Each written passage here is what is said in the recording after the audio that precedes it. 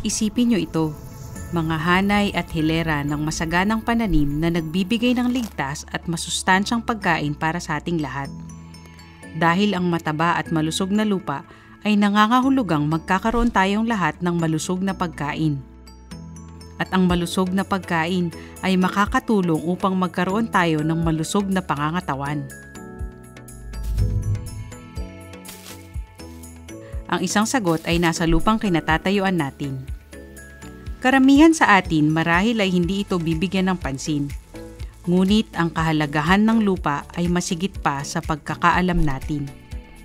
Bakit? Alamin natin.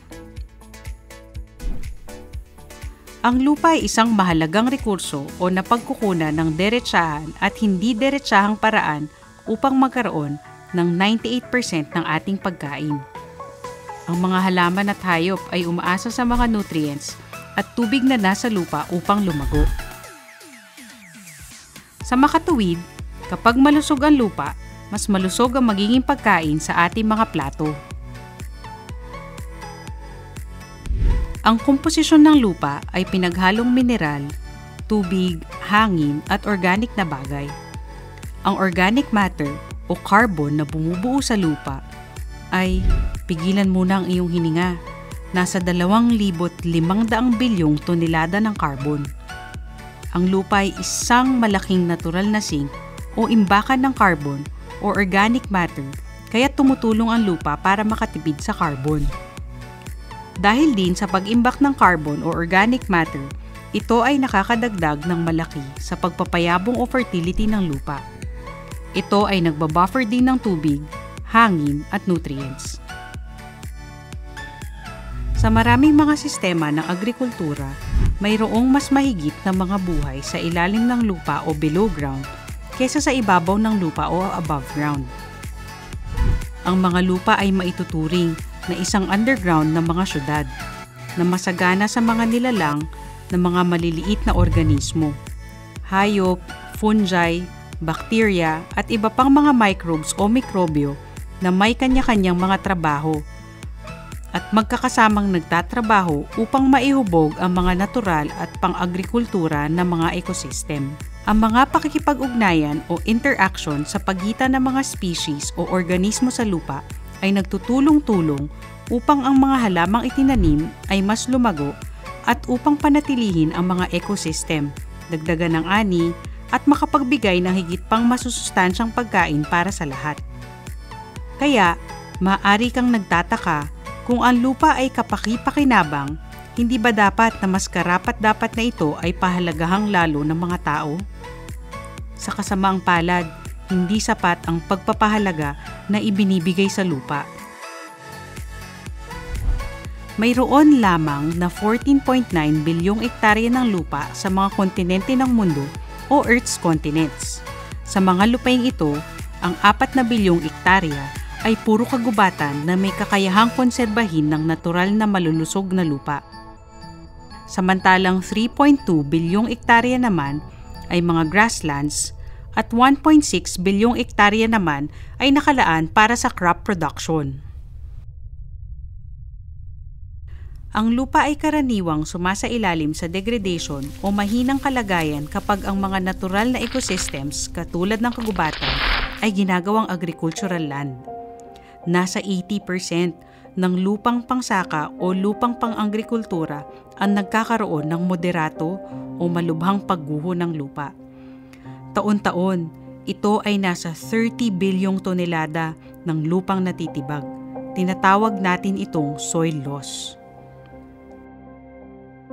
Ang malawakang pagbubungkal ng lupa at suguran o intensive na paggamit ng mga inputs katulad ng fertilizers ay nagpapabilis sa pagdecompose o pagkasira ng organic matter o carbon sa lupa.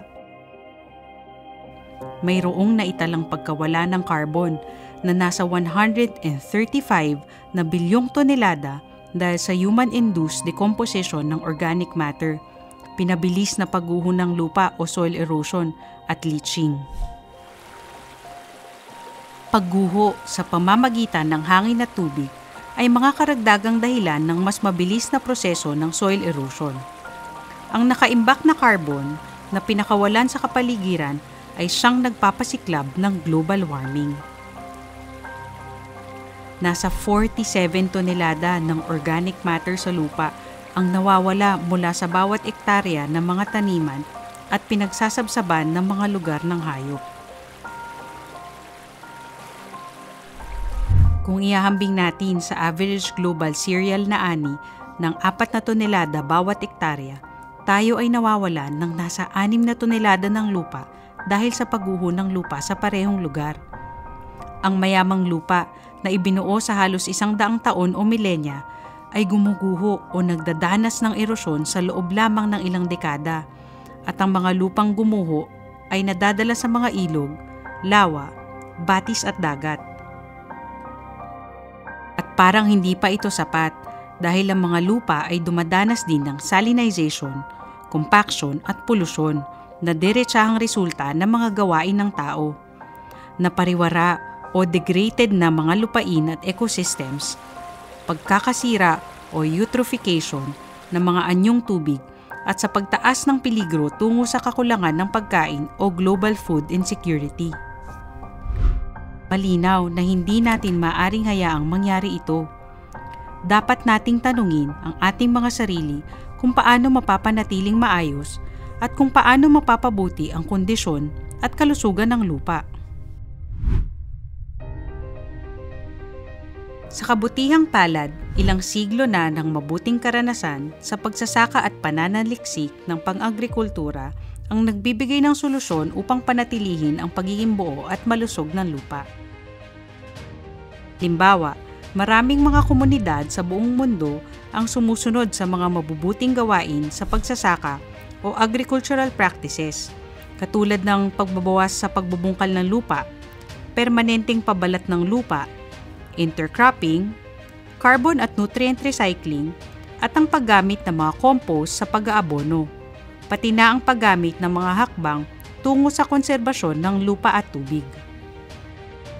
Ang mga mabuting gawaing ito ay tumutulong upang mabawasan ang soil degradation, pagbabawas ng pagguho ng lupa o soil erosion reduction, at pagbalik o pag-replenish ng organic matter ng mga tropical, temperate, at boreal soils o iba't ibang klase ng lupa.